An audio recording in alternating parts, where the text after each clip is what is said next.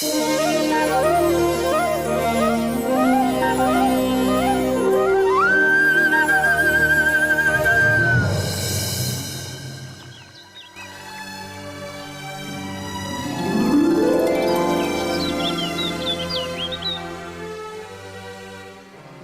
मोतियों के आभूषण पहनकर दीपावली पर हम वृंदावन की सबसे सुंदर गोपियाँ लगेंगी। इनसे सजकर हम ऐसे चमक उठेंगी जैसे दीपों की पंक्तियों से घर।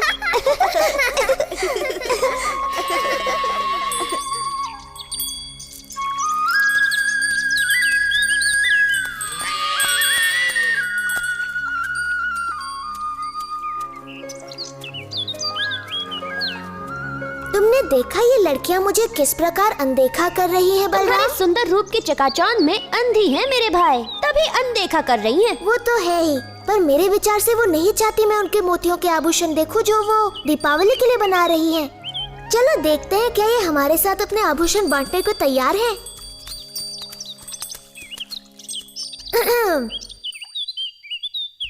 तुम्हारे काम में बाधा डालने के लिए क्षमा चाहता हूँ गोपियों, किंतु मैं अपने आप को रोक नहीं पाया। तुम्हारे आभूषणों की सुंदरता मुझे यहाँ खींच लाई। मेरे मित्र भी दीपावली का त्योहार मनाना चाहते हैं। क्या तुम उन्हें अपने कुछ मोती दोगी ताकि वो भी तुम्हारी तरह अपनी सुंदरता बढ़ा सके? मुझे नहीं पता था कि सुबाला और मधु को अपनी सुंदरता का इतना ध्यान है। मैं उनकी बात नहीं कर रहा, मेरा मतलब था हंसी और हरिणी। प्यारी गोपियों, तुम्हें अपने आभूषणों पर इतना अभिमान है कि तुमने इन भोली भाली गायों के साथ अपने आभूषण बांटने की मेरी विनती भी अनसुनी कर दी।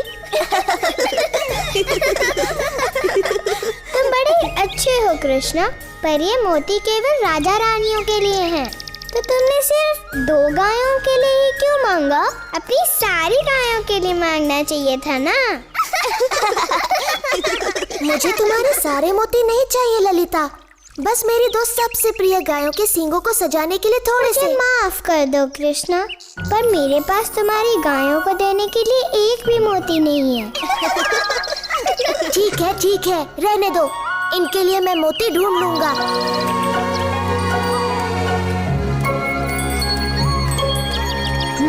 उन्होंने मना कर दिया। हाँ? ना तो गायों के लिए कोई सम्मान है, ना मेरे लिए। एक बार मैं इनकी बुद्धि ठिकाने लगा दूं, तब समझ में आएगा।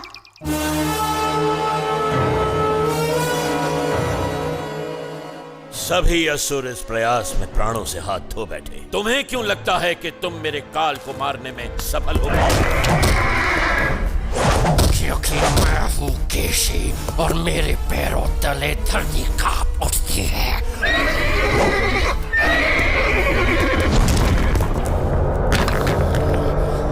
मैं आपके काल को ढूंढ निकालूंगा महाराज कंस, और उसे अपने पैरों तले रोन डालूंगा।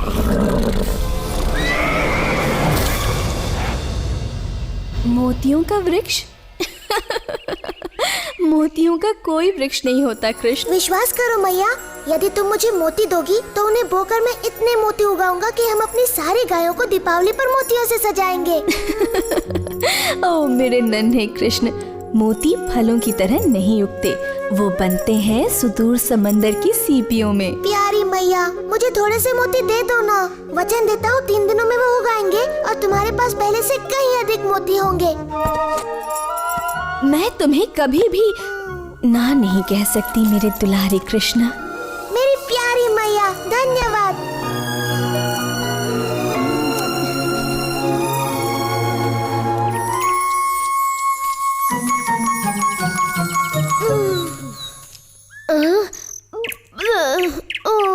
क्या हम मोतियों की खेती करने के स्थान पर स्वादिष्ट ताजा मक्खन नहीं उगा सकते?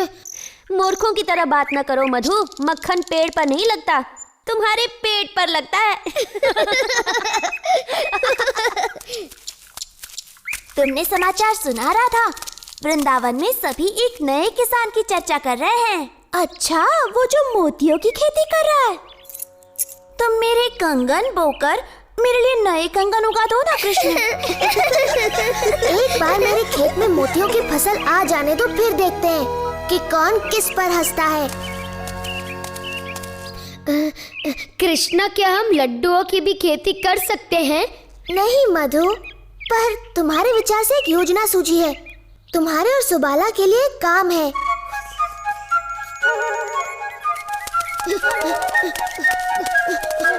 गोपियों रुको, अगर तुम्हें बोने के लिए और मोती चाहिए तो हमारे पास नहीं है।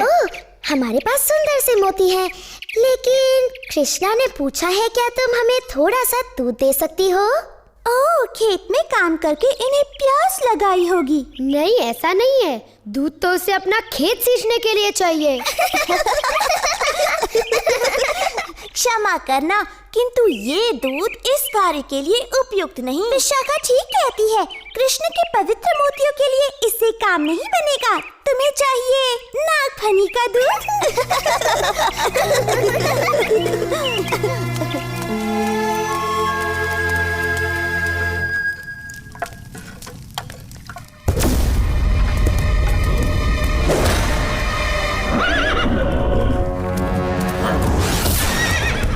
सुना है तालवन के सिपाहियों के सामने किसी बालक ने धेनुकासुर का वध कर दिया।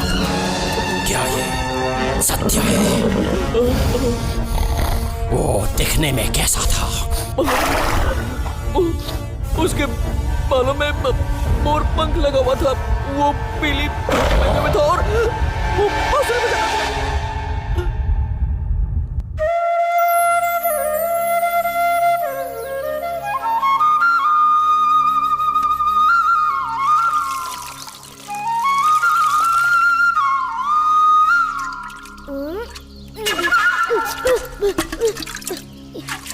ये ठीक बात नहीं है कृष्णा।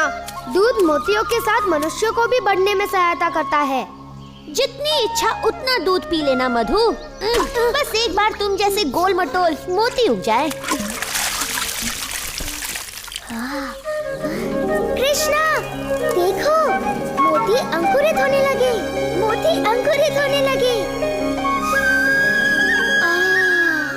इनकी सुगंध अद्भुत है। भंवरे भी इनकी सुगंध से मदमस्त हो रहे हैं। ये अद्भुत सुगंध कहाँ से आ रही है? तुम्हारे मोतियों से मैया, वो उगने लगे। उग तो रही है, परंतु मोतियाँ नहीं, कांटे। कृष्णा देखो, एक मोती खिला। ये तो हमारे कोई मोतियों से कहीं अधिक सुंदर और बड़े हैं। हम धनी हो गए। हम धनी हो गए। ये अवश्य कृष्ण का कोई छल है। ये नकली मोती हैं। मैंने आज तक ऐसे सुंदर मोती नहीं देखे। इतनी सारी मोती, कितनी सुंदर है। इसी का भय था। कृष्ण की मोतियों के सामने हमारे मोती फीके दिखने लगेंगे। अगर हम उसे कुछ मोती मांगे तो वो बिल्कुल भी मना नहीं करेगा। हमारा दुर्व्यवहार देखकर अब वो हमें मोती तो नहीं, ताने अवश्य देगा। इस दीपावली पर हम सबके हास्य का पात्र बनेंगे। ऐसा नहीं होगा। हमें पता है कृष्ण ने मोती कैसे उगाए हैं। ये बड़ा सरल है। हम भी मोतियों की खेती करेंगी। हाँ, और हमारे मोती उसके मोतियों से अधिक सुंदर होंगे। क्या तुम लोग पागल हो गई हो? कृष्णा ने ऐसी सरलता से कर लिया तो क्या तुम भी कर लोगी? उसने तो गोवर्धन भी उठा लिया था, तो क्या तुम भी उठा लोगी? मोतियों की खेती आसान नहीं है, देवताओं के लिए भी। कृष्णा तो हमेशा ही ऐसे चमत्कार करता रहता है। पर क्या तुमने कभी एक भी चमत्कार किया है? मोतियों की खेती कोई चमत्कार नहीं है। इसमें कृष्ण की कोई माया नहीं। वृंदावन की दिव्य भूमि है ही इतनी उपजाऊ। हाँ, हमारे वृंदावन की दिव्य भूमि यमुना के जल की तरह अद्भुत है। हम मोती बोएंगे और दूध के साथ साथ उन्हें घी और माखन से सींचेंगे। तब तो कृष्ण की मोतियों से हमारे मोती कहीं अधिक सुंदर और बड़े उगेंगे। आओ, रुको। बोना ही है तो ये छोटे मोती क्यों? हमारी माओं के पास बड़े बड़े आभूषण हैं। हाँ, जितने बड़े बीज उतने सुंदर फल।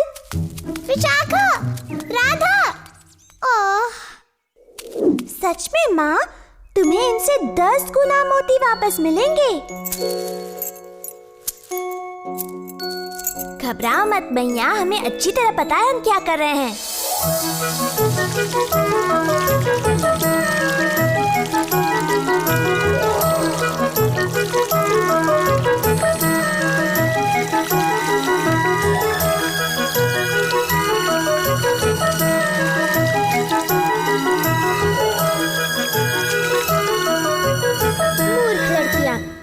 कई दिनों से लगी हुई हैं। उग रही है तो केवल जंगली घास। किंतु जितने मक्खन और घी से उन्हें सींचा जा रहा है, ये घास बड़ी स्वादिष्ट हो गई होगी। ये तो बड़ी गड़बड़ है। तुम चाहते हो कि उनके भी मोती उगे? नहीं, मैं चाहता हूँ वो घी मक्खन को बर्बाद न करके उनका सदुपयोग करे। कृष्णा, मेरे सच्चे मित्र, क्या मुझे कुछ देर के लिए तुम्हारी धोती, बांसुरी और मोरपंख मिलेंगे? ओह, तुम बड़े चतुर हो मधु। मेरे विचार से लड़कियां एक थके हारे मोतियों के किसान के साथ अपना घी माखन अवश्य बांटेंगी।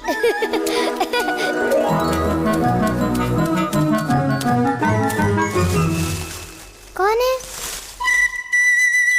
कृष्णा, यदि तुम हमसे हमारे सुंदर मोती मांगने आए हो तो यहाँ से चले जाओ। मुझे अपना मुख दिखाने में भी लज्जा हो रही है।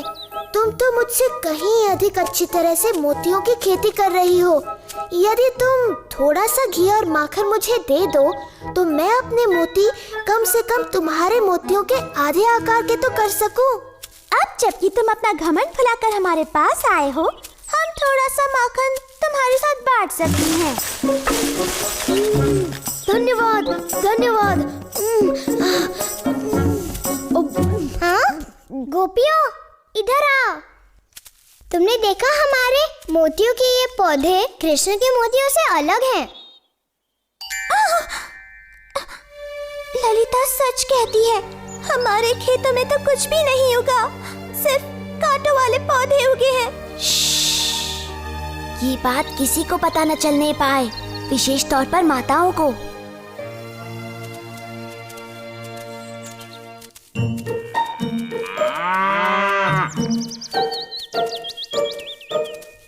हार्दिक शुभकामनाएं।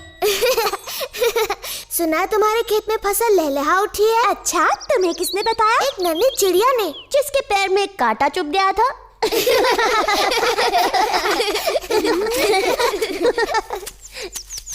चलो मित्रों, त्योहार के लिए अपनी गायों को सजाया जाए।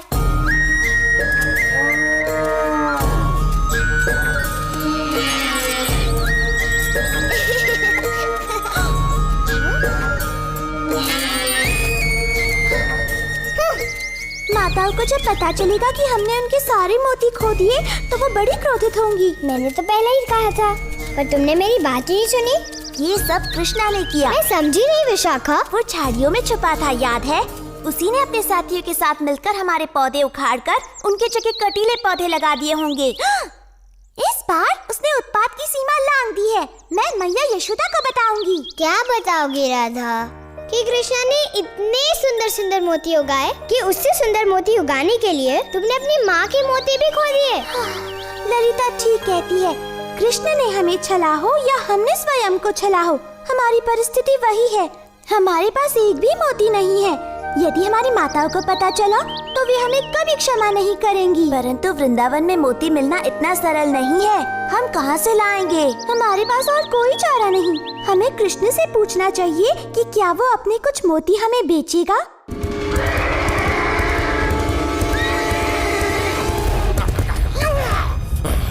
कहाँ है वो बालक?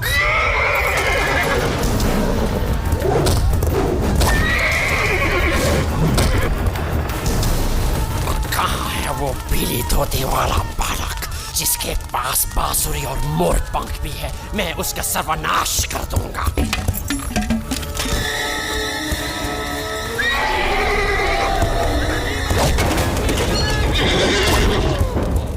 चलो, यमुना चलो। इतना सारा माखन और घी खाकर तो मेरा पेट भर गया। लगता नहीं कि मैं महीने भर तक और कुछ खाऊंगा।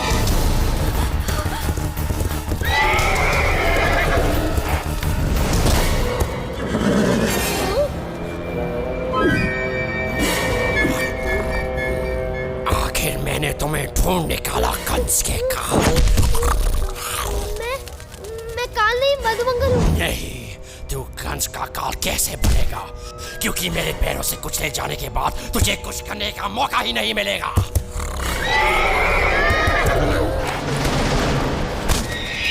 तुम जिसे ढूंढ रहे हो वो मैं हूँ।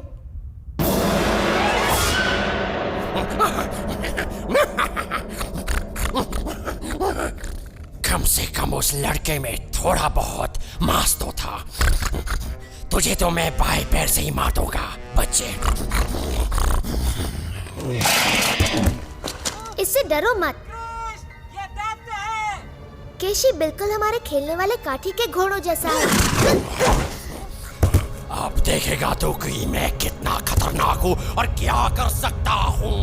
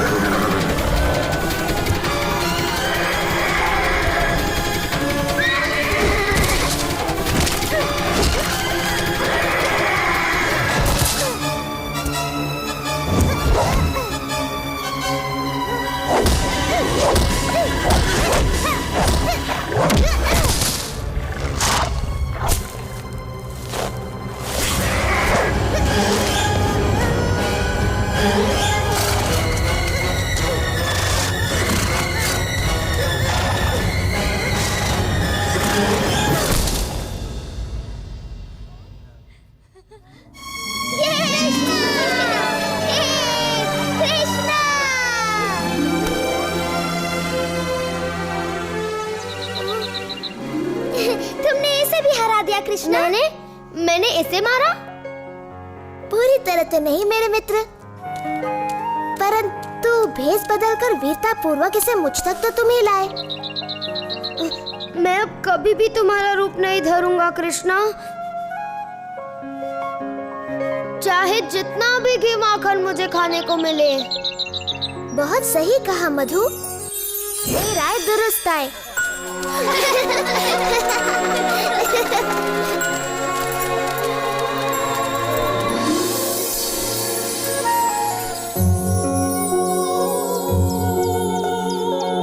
वाह मेरे भाई, ये तो बड़ी अच्छी फसल लहलाने लगी। हाँ, बस बेचारी गोपिकाओं के फसल में कुछ भी नहीं होगा।